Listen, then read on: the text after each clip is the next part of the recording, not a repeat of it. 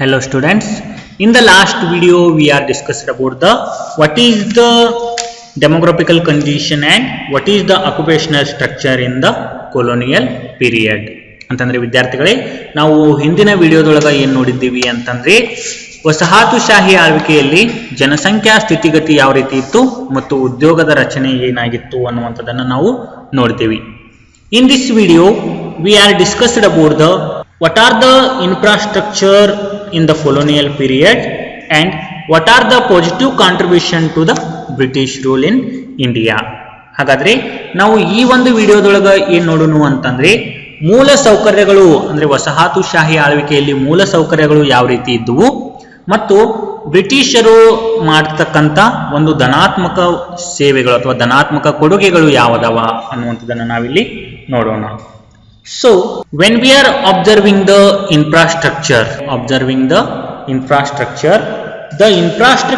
facilities during British rule were very poor. Some efforts were made to develop basic infrastructure like roads, railways, ports, water transport, posts and telegraphs.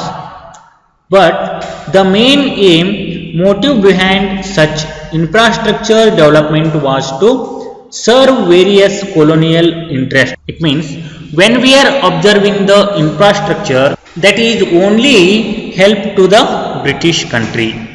ಅಂತಂದ್ರೆ ವಸಾಹತುಶಾಹಿ ಅವಧಿಯಲ್ಲಿ ಭಾರತದ ಒಳಗ ನಾವು ನೋಡಿದಾಗ ಏನಾಗಿತ್ತು ಅಂತ ಹೇಳ್ತೀವಿ ಅಂತಂದ್ರೆ ರೈಲು ಸಾರಿಗೆ, ಜಲ ಸಾರಿಗೆ, ಬಂದರು, ಅಂಚೆ ಮತ್ತು ತಂತಿ ಸೌಕರ್ಯಗಳು ಅಭಿವೃದ್ಧಿಯಾಗಿದ್ದವು. ಅಂಚೆ ಮತ್ತು ತಂತಿ ಸೌಲಭ್ಯಗಳು ಅಭಿವೃದ್ಧಿಯಾಗಿದ್ದವು.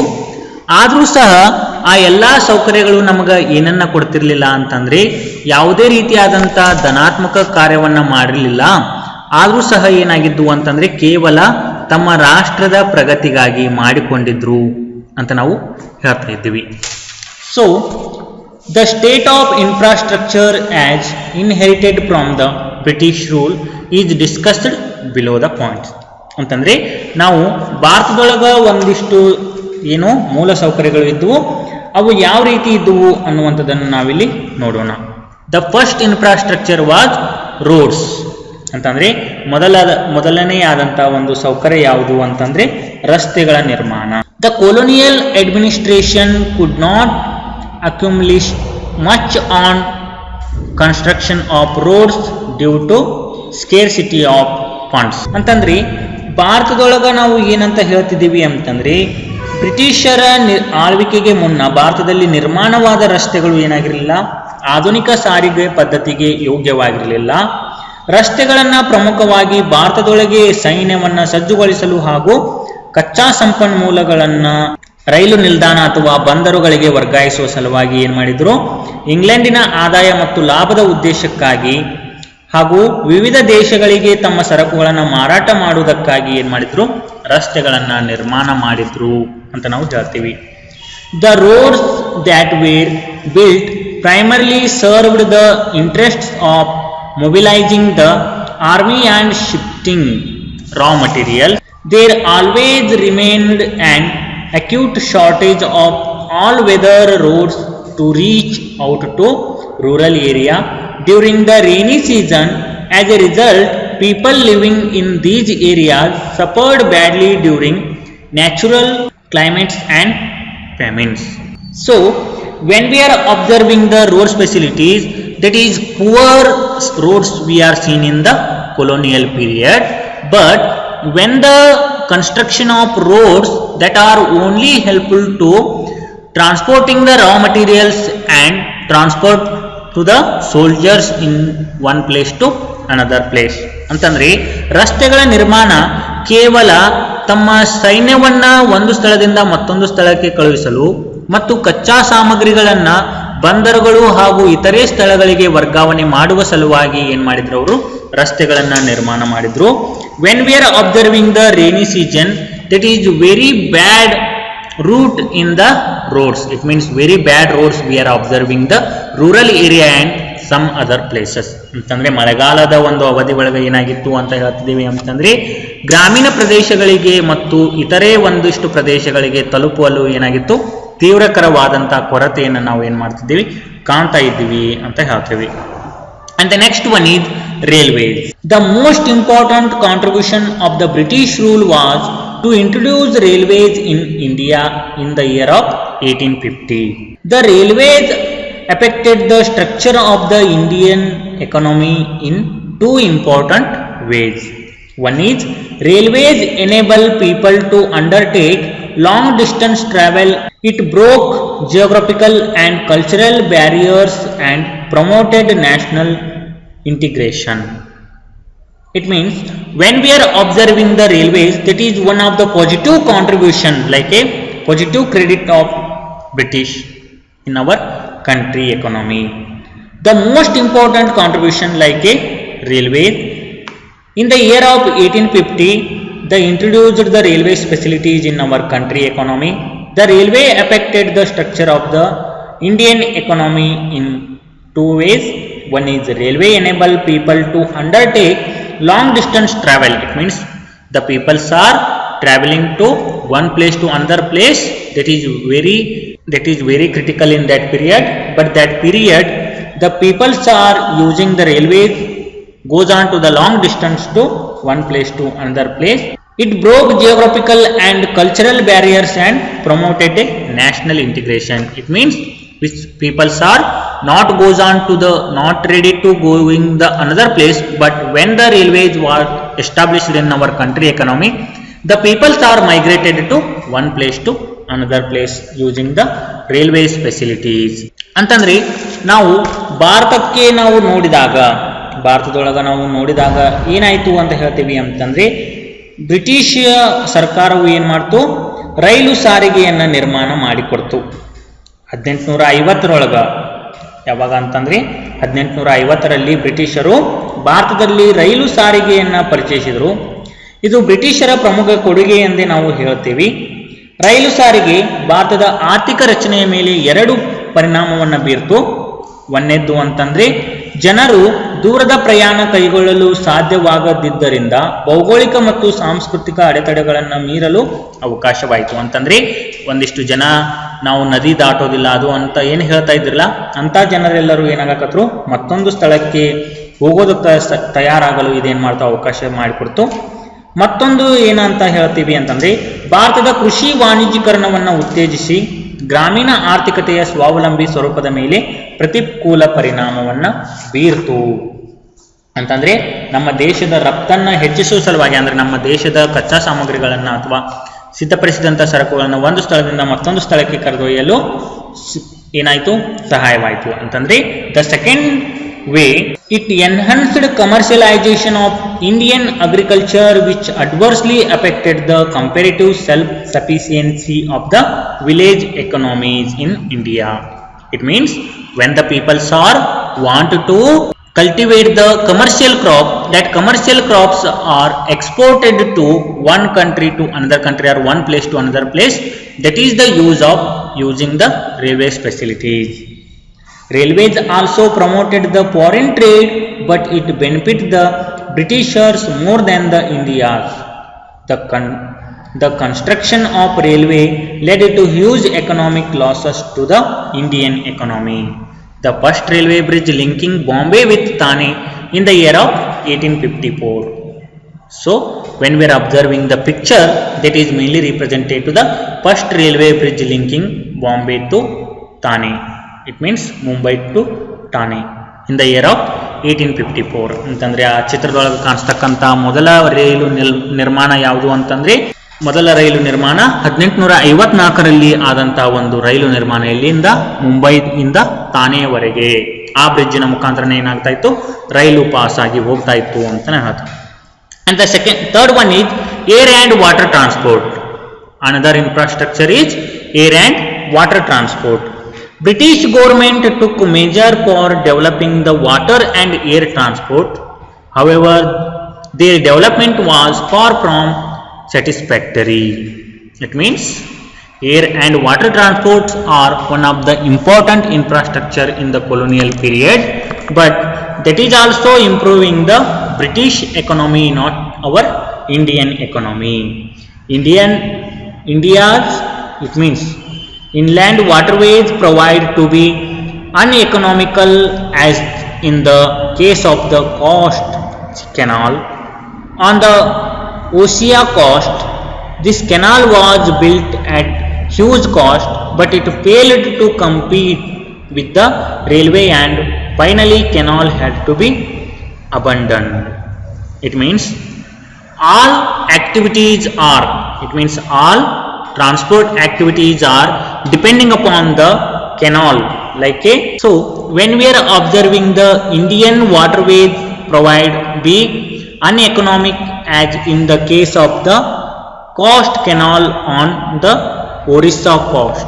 It means all activities are made up of, it means the help in the canal system ಅಂತಂದ್ರೆ ನಾವು ಭಾರತದೊಳಗ ನೋಡಿದಾಗ ಏನಂತ ಹೇಳ್ತೀವಿ ಅಂತಂದ್ರೆ ವಸಾಹತುಶಾಹಿ ಆಳ್ವಿಕೆಯಲ್ಲಿ ರಸ್ತೆ ಮತ್ತು ರೈಲು ಸಾರಿಗೆ ಅಭಿವೃದ್ಧಿಯ ಜೊತೆಗೆ ಏನಾಯಿತು ಅಂತ ಹೇಳ್ತೀವಿ ಅಂತಂದ್ರೆ ಸಮುದ್ರ ಮಾರ್ಗಗಳೂ ಸಹ ಏನದು ಅಭಿವೃದ್ಧಿಗೊಂಡವು. ಆದ್ರೆ ಅವು ಏನಾಗ್ಲಿಲ್ಲ ಅಂತಂದ್ರೆ ಅಷ್ಟೊಂದು ತೃಪ್ತಿಕರ ಏನಾಗಿರ್ಲಿಲ್ಲ. ಯಾಕಂತಂದ್ರೆ ಅಂದಿನ ಒಳನಾಡು ಜಲಮಾರ್ಗಗಳು ಒರಿಸ್ಸಾ ಕಡಲ ತೀರದ ಕರಾವಳಿ ಕಾಲುವೆಯಂತೆಯೇ ಲಾಭದಾಯಕವಾಗಿರಲಿಲ್ಲ. It means that are not profit motivated. ಸರ್ಕಾರ ಅತ್ಯಧಿಕ ವೆಚ್ಚದಲ್ಲಿ ನಿರ್ಮಿಸಿದ್ದರೂ ಕೂಡ ಕಾಲುವೆ ಮತ್ತು ರೈಲು ಸಾರಿಗೆಗಳು ಒಂದೇ ಮಾರ್ಗದಲ್ಲಿ ಸಮಾಂತರವಾಗಿ ಚಲಿಸುತ್ತಿದ್ದರಿಂದ ರೈಲು ಸಾರಿಗೆಯೊಂದಿಗೆ ಪೈಪೋಟಿ ನಡೆಸಲು ಏನಾಯ್ತು, ವಿಫಲವಾದವು ಅಂತ ನಾವು ಹೇಳ್ತೀವಿ. It means when we are observing the air and water transport that is mainly represented to huge cost transports. ಅವು ಏನಾಗಿದ್ವು ಅಂತಂದ್ರೆ ಬಹಳಷ್ಟು ವೆಚ್ಚದಾಯಕವಾದಂತಹ ಟ್ರಾನ್ಸ್ಪೋರ್ಟ್ಗಳಾಗಿದ್ವು. Compared to railways infrastructure that is very burden to the country economy. ಅಂತಂದ್ರೆ ರೈಲ್ವೆಗೆ ನಾವು ಹೋಲಿಕೆ ಮಾಡಿದಾಗ ಜಲ ಸಾರಿಗೆ ಮತ್ತು ಏನು air transport and water transport ಇದ್ದುವಲ್ಲ ಅವು ಬಹಳಷ್ಟು ಖರ್ಚುದಾಯಕವಾಗಿರೋದ್ರಿಂದ ಅವುಗಳನ್ನ ಅಭಿವೃದ್ಧಿ ಮಾಡೋದಕ್ಕೆ ಸಾಧ್ಯವಾಗಲಿಲ್ಲ ಅಂತ ನಾವು ಹೇಳ್ತೀವಿ. And the next one is communication. ಅದ್ರೊಳಗ ನೆಕ್ಸ್ಟ್ ಯಾವ್ದೈತಿ, ಕಮ್ಯುನಿಕೇಶನ್ ಅನ್ನುವಂಥದ್ದೈತಿ. Postas and telegraphs were the most popular means of communication. ಅಂತಂದ್ರೆ ಇಲ್ಲಿ ನಾವು ನೋಡಿದಾಗ ಯಾವಾಗ ಅಂತ ಹೇಳ್ತೀವಿ ಅಂತಂದ್ರೆ ವಸಾಹತುಶಾಹಿಯಲ್ಲಿ ತಂತಿ ಸೇವೆ ಮತ್ತು ಅಂಚೆ ಸೇವೆಗಳು ಸಹ ಏನ್ ಮಾಡಿದ್ರು, ಅವರು ಪರಿಚಯಿಸಿದ್ರು ಅಂತ ಹೇಳ್ತೇವೆ. ತಂತಿ ಸೇವೆ ಮತ್ತು ಅಂಚೆ ಸೇವೆಗಳನ್ನ ಪರಿಚಯಿಸಿದ್ರು. ಆದರೆ ಇಲ್ಲಿ ನಾವು ತಂತಿ ಸೇವೆ ಏನಾಗಿತ್ತು ಅಂತಂದ್ರೆ ಬಹಳಷ್ಟು ವೆಚ್ಚದಾಯಕವಾಗಿತ್ತು. ಕಾನೂನು ಮತ್ತು ಶಾಂತಿ ಪಾಲನೆಗೆ ಸಹಾಯ ಮಾಡುವ ಉದ್ದೇಶದಿಂದ ಏನ್ ಮಾಡಿದ್ರು, ಅವರು ಈ ಅಂಚೆ ಸೇವೆ ಮತ್ತು ತಂತಿ ಸೇವೆಗಳನ್ನ ತಯಾರಿಸಿದ್ರು. ಅಂಚೆ ಸೇವೆ ಜನಸಾಮಾನ್ಯರಿಗೆ ಉಪಯುಕ್ತ ಸೇವೆಗಳನ್ನ ಪೂರೈಸಿದ್ದರೂ ಎಲ್ಲಾ ಸಮಯದಲ್ಲಿಯೂ ಸಹ ಏನಾಗಿರಲಿಲ್ಲ, ಅವು ಅಸಮರ್ಪಕವಾಗಿ ಉಳಿದಿತ್ತು ಅಂತ ನಾವು ಹೇಳ್ತೇವೆ. It means when we are observing the communication, the introduction of the expensive system of electric telegraph in India served the purpose of maintaining law and order. Only the telegram facilities are depending upon the law and order. It means the purpose of law and order. The postal services, despite serving a useful public purpose, remained all through inadequate. It means when we are observing the postal services, that is also limited uses of the peoples in that period. ಅಂತಂದ್ರೆ ಆಗ್ಲೇ ಹೇಳಿದ್ನಲ್ಲ, ಆ ಅಂಚೆಗಳನ್ನು ಸಹ ಏನ್ ಮಾಡ್ತಾ ಇದ್ರು, ಕಡಿಮೆ ಜನರು ಬಳಸಿಕೊಳ್ತಾ ಇದ್ರು ಅಂತ ನಾವು ಹೇಳ್ತೀವಿ. And the next one is reasons for infrastructural development. ಯಾಕ ಅವರು ಇನ್ಫ್ರಾಸ್ಟ್ರಕ್ಚರ್ ಅನ್ನ ಬೆಳವಣಿಗೆ ಮಾಡಿದ್ರು ಅಥವಾ ಅವುಗಳನ್ನ ಅಭಿವೃದ್ಧಿಪಡಿಸಿದ್ರು ಅಂತ ನಾವು ಹೇಳ್ತೀವಿ ಅಂತಂದ್ರೆ, the roads were built for mobilizing the army within India and for drawing out raw materials from the countryside to the nearest railway station or port and to send these to England or other countries. ಅಂತಂದ್ರೆ ಭಾರತದೊಳಗ ರಸ್ತೆಗಳನ್ನ ಯಾಕೆ ನಿರ್ಮಾಣ ಮಾಡಲಾಯಿತು ಅಂತಂದ್ರೆ ತಮ್ಮ ಸೈನ್ಯವನ್ನ ಬೇರೆ ಸ್ಥಳಕ್ಕೆ ಕಳಿಸೋದಕ್ಕೆ ಮತ್ತು ತಮ್ಮ ಒಂದಿಷ್ಟು ಕಚ್ಚಾ ಸಾಮಗ್ರಿಗಳನ್ನ ಒಂದು ಸ್ಥಳದಿಂದ ಮತ್ತೊಂದು ಸ್ಥಳಕ್ಕೆ ಕಳಿಸೋದಕ್ಕೆ ಅವರು ಏನ್ ಮಾಡ್ತಾರ, ಈ ರಸ್ತೆಗಳನ್ನ ನಿರ್ಮಾಣ ಮಾಡ್ತಾರು ಅಂತ ನಾವು ಹೇಳ್ತೀವಿ. And the next one is railway were developed by the Britishers mainly for 3 reasons. One is to have effective control and administration over the vast Indian territory. Second one is to earn profits through foreign trade by linkage railway with the major ports. And the third one is to make profitable investment of British funds in India. So why the railways facilities are introduced in our country?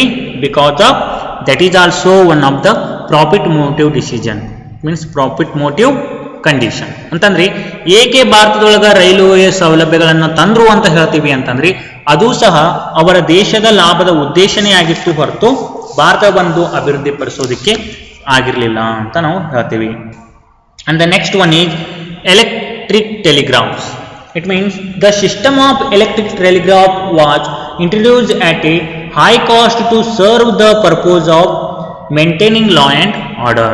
It means why the British introduced the electric and telegraph in our country, because of they are used to maintaining the law and order.